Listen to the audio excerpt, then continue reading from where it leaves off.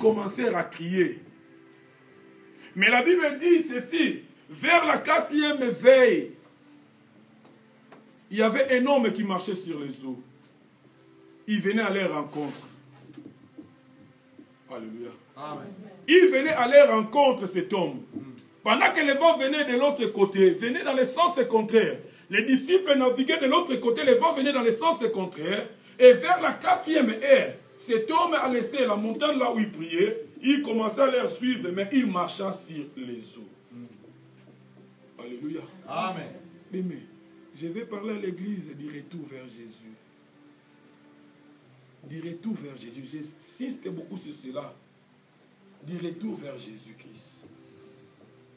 Les gens n'ont pas compris pourquoi la Bible pouvait nous parler de ces versets. En réalité, nous comprenons seulement que Jésus avait marché sur les eaux vers la 4e heure. Il suivait ses disciples. Pourquoi? Parce que pendant que les disciples naviguaient, il y avait le vent qui venait dans le sens contraire. C'est vrai. Ils étaient dans un temps difficile. Ils étaient dans un temps compliqué où le vent venait dans le sens contraire. Où, pendant que le vent vient dans le sens contraire, c'est difficile de naviguer. C'est difficile d'aller plus loin. Et vous risquez même de tomber dans l'eau. Mais la Bible dit, pendant la 4e veille de la nuit, Jésus-Christ venait à leur rencontre. Et en venant à leur rencontre, il marcha sur les eaux.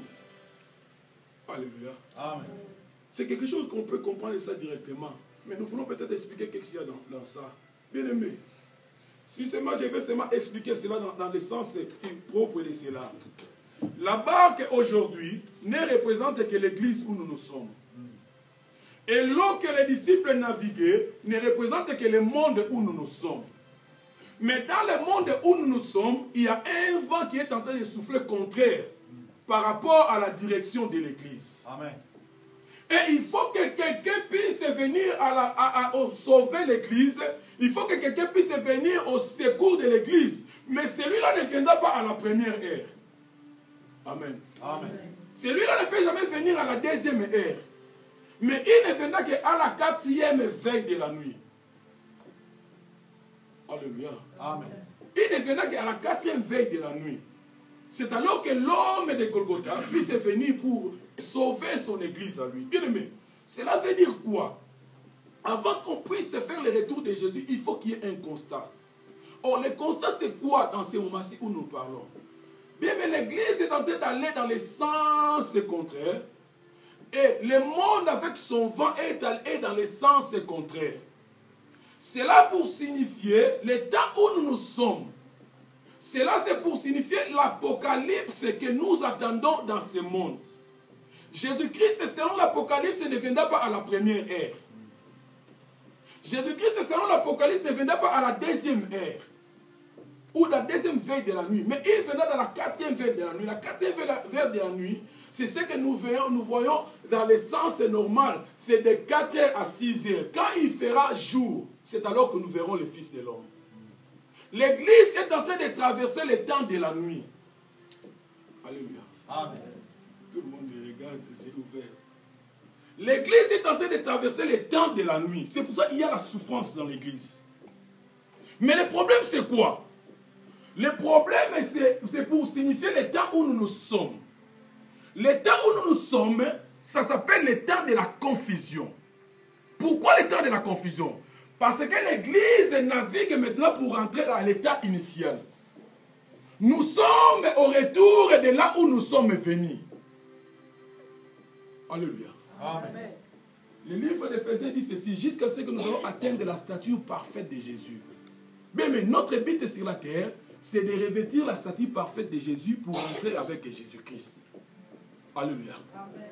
Le mariage normal que nous attendons, ça se fait entre parole et parole. Il faut que l'homme de Dieu sur la terre devienne parole pour se marier avec la parole et être ensemble avec lui. Amen. Amen. Donc l'église est maintenant au retour de l'état initial et le monde maintenant est au retour de sa destruction. Pourquoi? Parce que la Bible dit selon 2 Pierre chapitre 7, chapitre 3 verset 7, la Bible dit ceci que le monde d'à présent est sous le feu. Le monde que nous voyons est destiné un jour à être brûlé un jour. Parce que Dieu ne va plus détruire ce monde par l'eau. Mais le monde attend maintenant le feu de l'Éternel qui va le consumer. Alléluia. Amen. Donc le monde est maintenant pour son chemin, pour aller être détruit. Et l'Église est maintenant au chemin pour rejoindre l'époux qui est Jésus-Christ. Et ce croisement, c'est ce que nous appelons la confusion du temps actuel. Alléluia. Est-ce que je me fais comprendre? Amen. Nous sommes au temps de la confusion. Pourquoi? Parce que l'Église rentre à son état, à Jésus. Et le monde va vers sa destruction. Et ce croisement, c'est ce qui fait que nous vivons ces temps difficiles et compliqués. C'est ça la réalité. Ils ont vu le vent souffler dans le sens contraire. Pendant que la barque allait, et le vent soufflait dans le sens contraire. C'est ça la réalité du monde qui est en train d'empêcher maintenant l'Église de rentrer vers l'époux. Parce qu'à la fin des comptes, nous devons rentrer vers l'époux. On était sortis quelque part. Et nous devons rentrer là où on était. Alléluia. La Bible dit, ces jours-là sur la croix, le centenier a pris son javelot, il a troué Jésus. Et l'eau et le sang étaient sortis. C'est de là où nous venons. Et c'est de là où nous rentrons. C'est ça le vrai voyage. Alléluia. C'est ça le voyage chrétien. Mais le croisement qui se fait maintenant, entre le retour de l'Église vers l'époux, et entre le retour du monde vers sa destruction, ce croisement, c'est ce qui fait le temps où nous sommes aujourd'hui. C'est ça qui signifie le temps où nous sommes aujourd'hui. Pourquoi? Parce que l'Église doit rentrer vers Jésus-Christ. Et le monde va maintenant dans sa destruction. Et comme le monde va dans sa destruction, il y a quelque part où l'Église et le monde se croisent. Et c'est vraiment tout ce que nous vivons aujourd'hui dans l'Église. C'est tout ce que nous vivons aujourd'hui dans ce monde. C'est ça le croisement entre l'Église et le monde, que chacun a sa destination. Ce monde est destiné à être brûlé quelque part. La Bible dit cela dans le livre de 2 Pierre, chapitre 3, verset 7. La Bible dit que le monde de la présent est destiné au feu. Amen. Dieu avait détruit le monde un jour par l'eau, mais prochainement Dieu détruira ce monde par le feu. La Bible dit que le feu consumera ce monde. Et le monde maintenant va à sa destruction. La raison par laquelle toutes ces armes chimiques, toutes ces armes atomiques que je ne sais pas, les savants sont en train de préparer, c'est ces armes-là qui serviront pour la destruction de ce monde. Alléluia. Amen. Et c'est ce croisement qui fait que maintenant nous souffrons toutes ces choses. Bien, mais nous sommes en train de traverser le temps de la confusion. Que personne ne te mente par rapport à cela. Et cette confusion, c'est parce que pourquoi? Parce que l'Église va vers l'époux. Et le monde va à sa destruction. Et il y a quelque part, ils se sont croisés. Et par ce croisement, nous vivons maintenant la confusion.